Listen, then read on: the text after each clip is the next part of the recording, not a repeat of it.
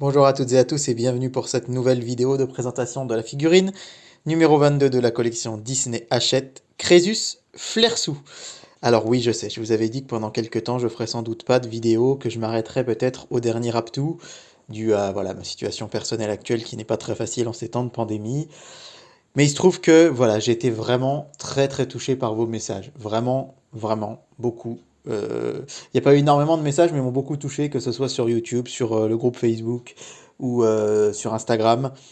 Vraiment, voilà, c'était très gentil. Personne m'a dit non mais continue, allez, il faut que tu continues absolument, etc. Vous m'avez juste dit que bah, pour certains d'entre vous, vous attendiez mes vidéos, que vous aimiez ce petit moment qu'on partageait ensemble sur ces figurines, que vous étiez attaché à ce que je faisais et même s'il y a allez, environ 70 abonnés à peine, que je fais 150 à 500 vues seulement par vidéo, ce qui n'est pas énorme, mais pour moi c'est déjà énorme de me dire qu'il y a plus de 100 personnes qui prennent le temps, une fois tous les 15 jours, pendant 2, 3, 4, 5 minutes, de regarder ce que je fais. C'est vraiment adorable et un grand merci à vous. Et je me suis dit que, allez, à quelques encablures de Noël, alors où j'enregistre, on est le 21 décembre, je voulais vous faire ce petit cadeau pour vous remercier de votre gentillesse et de votre fidélité. Je me suis fait le cadeau de continuer pour ce numéro au moins, et de vous offrir, de vous réoffrir de nouveau une petite vidéo pour Noël. Et donc voilà, petite introduction un peu longue, mais un grand merci à vous. Crésus Flersou, c'est ce personnage assez emblématique à l'histoire, vous allez le voir, tout à fait singulière. Il est créé par Karl Barks, encore une fois, encore lui, vous allez me dire. Mais ce qui est très drôle, c'est que Karl Barks ne va plus l'utiliser du tout pendant un long moment. On y viendra tout à l'heure, avant d'abord de voir bien sûr ses attributs physiques, avec ses lunettes, ses cheveux hérissés, qui, moi je me rappelle, il me faisait presque peur avec ses cheveux qui se dressaient sur la tête. Ce rival de Picsou, puisqu'il s'agit bel et bien d'un rival de Picsou. Ce personnage, en fait, son but, c'est d'arriver à devenir aussi riche que Picsou, enfin aussi riche, disons à être le numéro un dans la hiérarchie des milliardaires, et il va user de 1000 stratagèmes pour y arriver. Il va notamment très souvent, comme vous allez le voir, avaler son chapeau. C'est son trait particulier, hein. Dès qu'il perd face à Picsou, il avale son chapeau. Alors je vous le disais, son histoire elle est fascinante parce qu'il apparaît aux États-Unis en décembre 1961, donc dans une création de Karl Barks qui s'appelle Boatbuster, qu'en français on a traduit plein gaz. Et il va donc être son rival.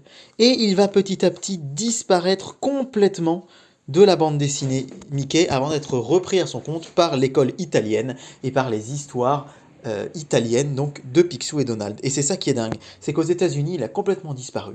Il y a eu un numéro, puis on ne l'a pas revu. Tout simplement parce que Karl Barks il aimait beaucoup créer des personnages, on va dire des one-shots pour un épisode, et puis après il s'en servait plus. Le personnage n'apparaissait plus. Et en fait, les Italiens l'ont repris à leur compte, et c'est devenu un personnage hyper populaire de l'autre côté des Alpes, et en fait, il a vécu une grande histoire là-bas. Comme je vous le disais, il mange toujours son chapeau, comme on le voit ici, et on peut le voir ici plus jeune dans une histoire de Don Rosa. Alors vous le savez, le rival principal de Picsou, en tout cas aux États-Unis, c'est Archibald de Gripsou. C'est un personnage que moi j'attends beaucoup en figurine, je vous le dis, suivant la situation qui sera la mienne. De toute façon, sauf si vraiment tout allait bien dès le début de l'année où je reprendrai les publications normales, je vais plus cibler mes choix de figurines parce que voilà, encore une fois, 30 € par mois, c'est pas toujours évident de les sortir. Et je ciblerai plus mes figurines, mais c'est sûr que celle de Gripsou, je la veux parce que c'est vraiment le rival de Picsou qui m'avait marqué étant petit. Et en fait, ce qui est rigolo, c'est que aux États-Unis, Flersou a complètement disparu pour laisser la place à Gripsou, qui est devenu vraiment le vrai rival de Picsou. Alors qu'en fait, donc aux États-Unis, Gripsou est devenu le rival, et en fait, en Italie, comme je vous l'ai dit, Flersou est devenu hyper populaire, et c'est lui qui est devenu le vrai rival, au point qu'on connaisse à peine Gripsou là-bas. Et ce qui est assez rigolo, c'est que nous en France, comme on est à la croisée des chemins quelque part de cette culture américaine de la bande dessinée et de la culture italienne, eh bien en fait, au final, chez nous, on connaît les deux. Et c'est pour moi une vraie chance de se dire ça, de se dire qu'en fait, on connaît aussi bien Gripsou chez nous que Flersou. Et c'est vrai que c'est assez rigolo de se dire que, heureusement que nous, on les a tous les deux, parce que c'est vrai que c'est quand même chouette. Donc cette figurine, on va la regarder d'un tout petit peu plus près. Voilà, si la mise au point voulait bien se faire, ce serait sympathique. Donc de cette figurine, ce personnage vraiment atypique. Comme je vous le disais, c'est un rival de Picsou, à la grande différence avec Gripsou et Picsou. Donc Gripsou et Picsou, eux, ont fait leur fortune, ont fait vraiment leur fortune en étant des investisseurs, hein. On reviendra peut-être plus tard dans une autre vidéo sur l'origine de la fortune de Picsou. Mais Flersou, lui, c'est un héritier en fait. Il a hérité de sa fortune. Ce qui fait qu'il a toujours un grand complexe par rapport à Picsou et à Gripsou, qui eux, comme vous le savez, je vous le disais, sont des industriels et ont gagné leur argent à la sueur de leur front, si je puis dire, alors que lui, Flersou, il a un complexe parce que c'est de l'argent de son papa qu'il a hérité. Son papa, donc, que l'on retrouve, je vous l'ai montré tout à l'heure, dans une des seules histoires de Don Rosa à illustrer son histoire. Et donc ça va devenir un peu son rival, il va tout faire, notamment dans une histoire italienne très célèbre, hein, où ils doivent faire le tour du monde avec Picsou. C'est une sorte de tour du monde en 80 jours, sauf que le but c'est de dépenser le moins d'argent possible. Flersou, lui, va prendre l'avion, va prendre le train, le bateau, et Picsou, lui, va prendre plutôt des chemins de traverse, il va marcher, il va prendre la barque. Je vous raconte pas la fin, mais c'est d'une des histoires les plus célèbres entre ces deux personnages.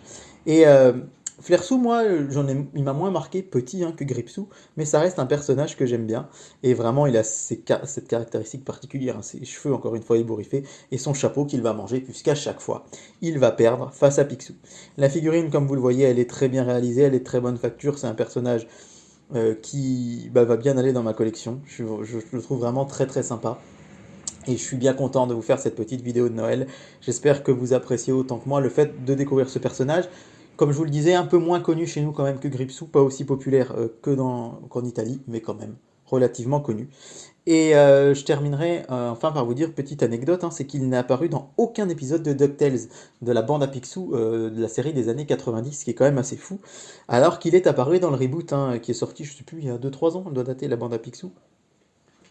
Et c'est donc voilà quelque chose d'assez rigolo et sympathique. Le prochain numéro, je pense pas que je le prendrai très honnêtement, hein, c'est Picsou Petit. Alors, il y a quelque chose qui me donne envie de le prendre presque, c'est cette synergie des dates, puisqu'il va sortir il va sortir le 31 décembre en fait, en marchand de journaux.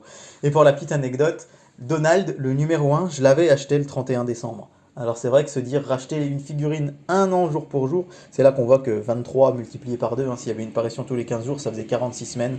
C'est là qu'on voit qu'on était loin, loin, loin avec le Covid d'avoir 46 numéros. On aurait dû avoir, on aurait dû avoir en divisant 52 par 2, on aurait dû avoir 27 numéros sur une année, et on voit qu'on a perdu 4 numéros par 15 jours, hein, donc on a perdu pratiquement 2 mois de publication avec le Covid en mars-avril. Et donc, si vous me suiviez déjà à l'époque sur Comic Eater, vous savez peut-être que le tout premier numéro de la collection des grands classiques que j'ai terminé donc, en courant d'année, cet été, il était sorti aussi le 31 décembre. Donc le 31 décembre 2016, j'avais acheté le premier numéro avec Mowgli. Le 31 décembre 2019, l'an dernier, j'avais acheté Donald. C'est vrai qu'il est tentant, il serait tentant de prendre ce petit Picsou, mais encore une fois, je vous le disais, la situation est pas simple. La figurine est toute petite. J'ai pas un attachement particulier à Picsou enfant, donc voilà, on verra d'ici 15 jours, mais je suis pas sûr du tout de vous la présenter. En tout cas, si je ne vous revois pas d'ici là, si je ne refais pas de vidéo, je vous souhaite de très belles fêtes de fin d'année. Déjà un très très joyeux Noël, parce que là c'est sûr que je pense pas que je ferai de vidéo d'ici le 24 décembre. Vous dire encore une fois merci pour tous vos messages, vos témoignages de soutien. Je vois que la vidéo fait déjà plus de 8 minutes, alors que d'habitude elles en font que 5 ou 6, donc désolé d'avoir débordé. Et si vous aimez mon contenu, vraiment, le meilleur moyen de me rendre service, c'est un petit commentaire, un petit like, enfin un petit pouce bleu tout simplement. Partagez la vidéo, pourquoi pas sur vos réseaux sociaux, ça m'aiderait beaucoup aussi. Et puis, n'hésitez pas à regarder quand je fais autre chose que des figurines Mickey, Disney. Je sais que c'est... Allez, pour 90% d'entre vous, vous êtes là pour ça.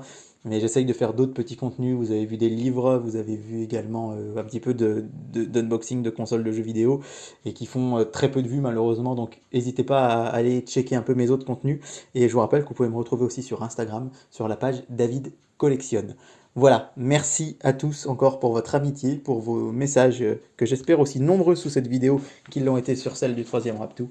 Et je vous souhaite à tous encore une fois un très très joyeux Noël. Profitez de vos proches, de votre famille dans ce contexte si particulier. Et puis regardez un peu de Disney, ça fait toujours du bien.